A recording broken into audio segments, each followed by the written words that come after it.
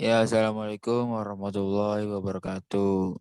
Selamat malam buat teman-teman semua, buat dosen, pemangku mata kuliah Sistem Kendali, Bu Ulin.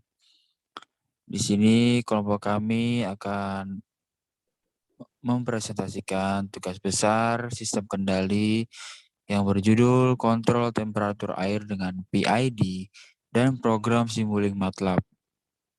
Nah, ini ada beberapa anggota kami. Yang pertama, Muhammad Anand Fauzi selaku saya sendiri dan Muhammad Akbar Firmansyah, Orakel Bramantio, dan Muharif Ridwan Setio Pambudi.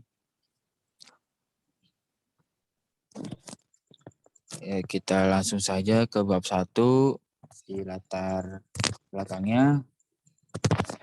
Para tugas besar mata kuliah sistem kendali yang berjudul Kontrol Temperatur Air dengan PID dan Program Simulink MATLAB.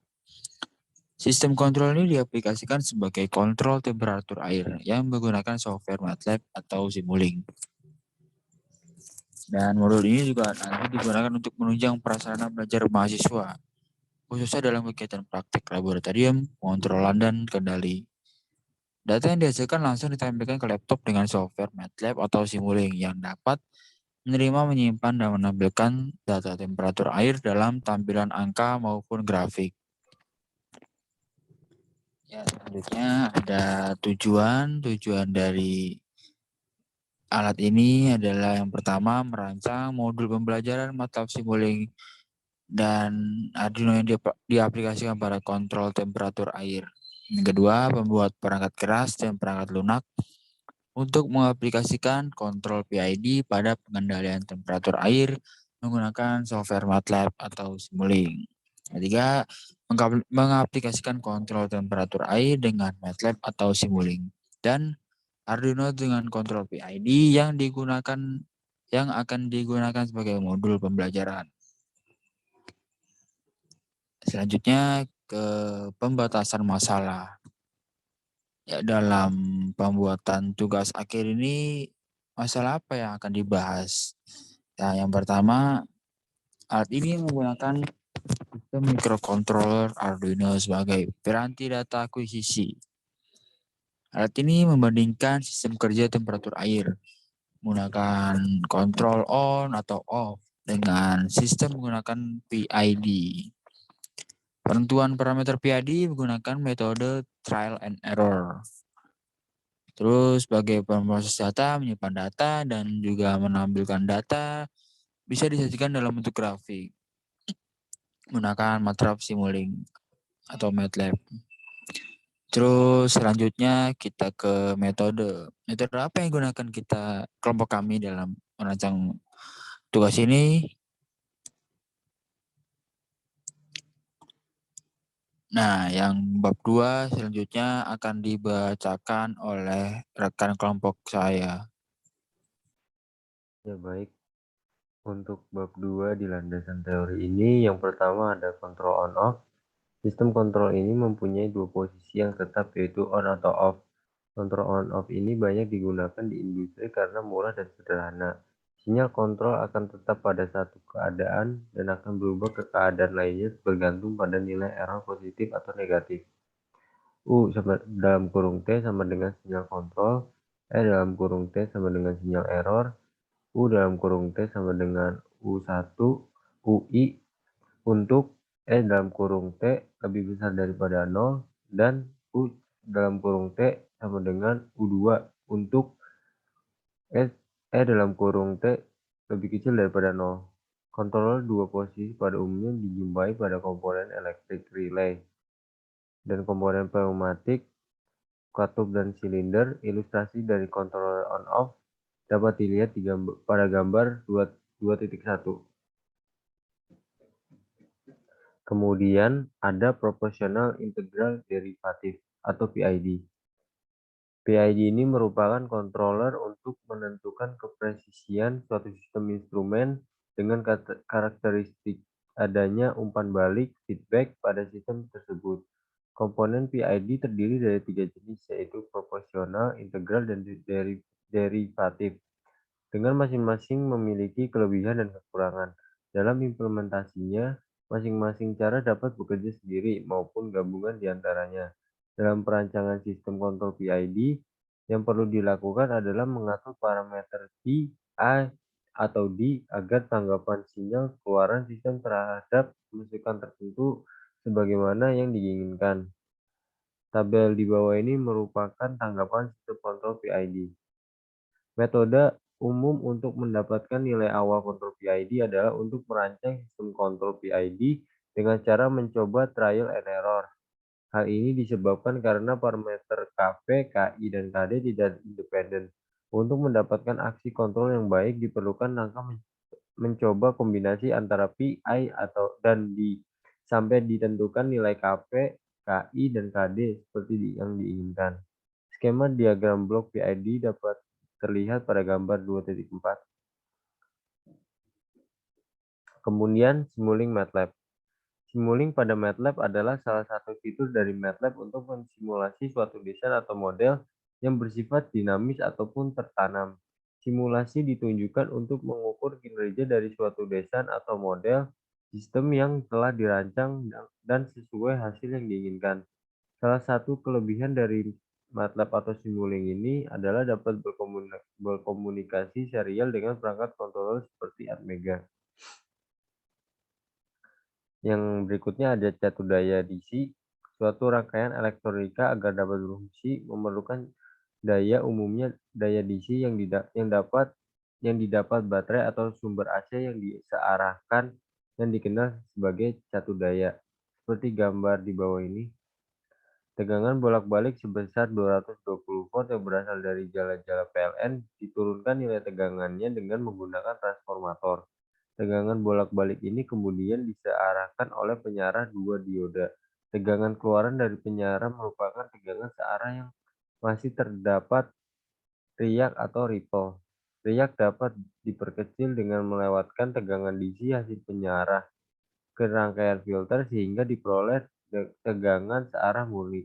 Regulasi tegangan diperlukan untuk menjaga besar tegangan keluaran tetap stabil, tidak terpengaruh oleh perubahan-perubahan yang terjadi, misalkan perubahan besarnya beban yang terpasang atau perubahan tegangan yang terjadi pada jala-jala PLN.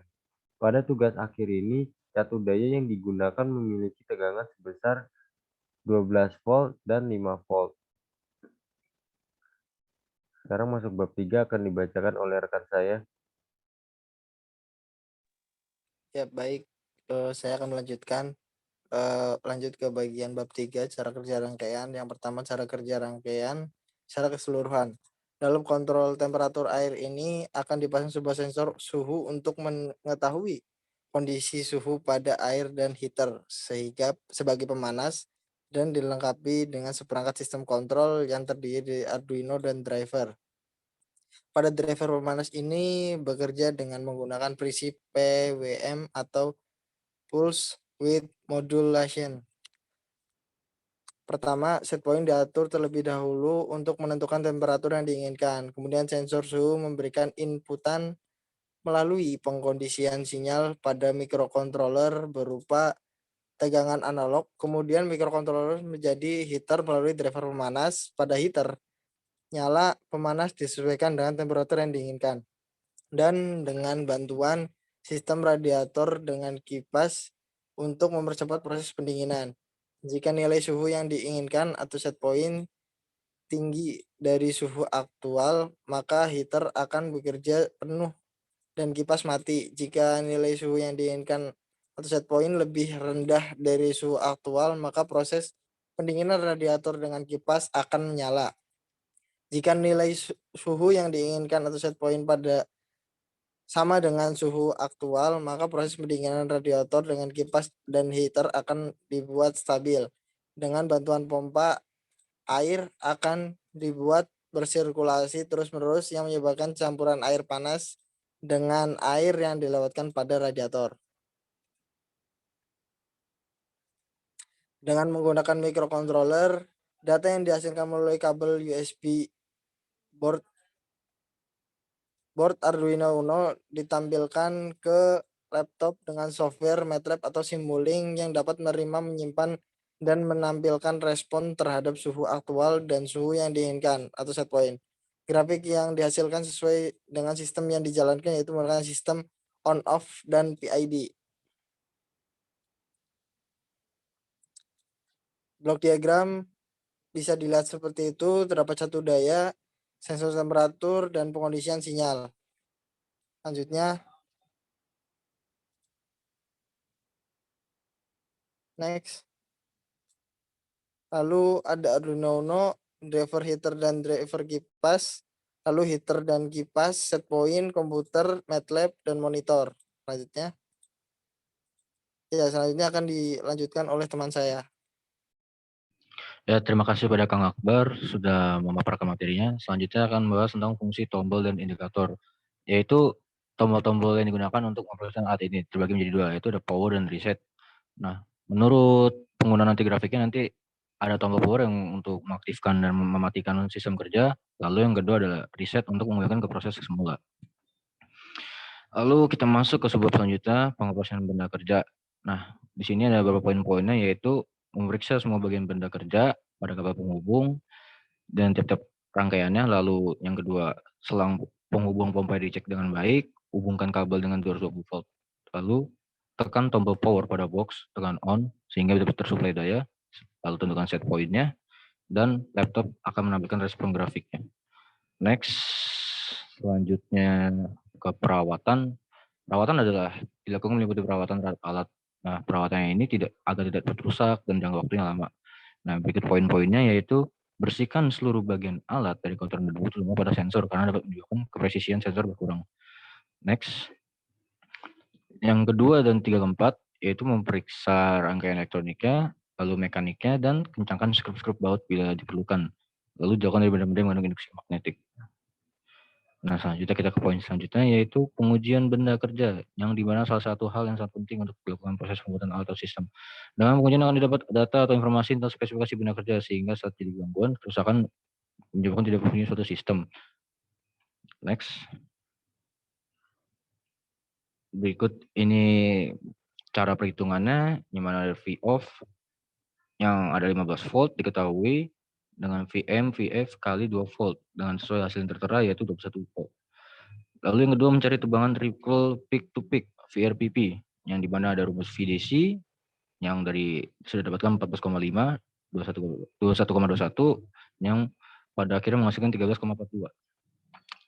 Yaitu next-nya adalah kita membahas tentang perhitungan dioda. Yang pertama ada 1 ampere dengan rumus PIV 2 kali VM volt dengan hasil 42,42 volt.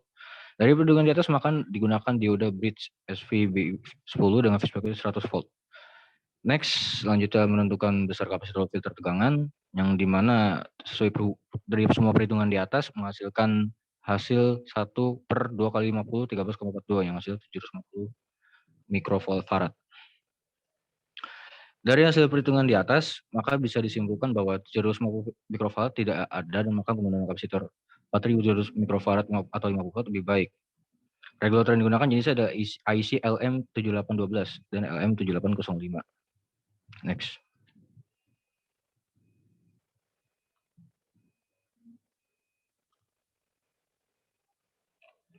Nah, selanjutnya adalah pengukuran catur daya yang dimana tertera di tabel kita menggunakan 500 volt AC dan 20 VDC yang pengukurannya VP-nya 225, VSS 15, tegangan pada si filter 19 volt, VU12 11,67 dan volt 5 4,9.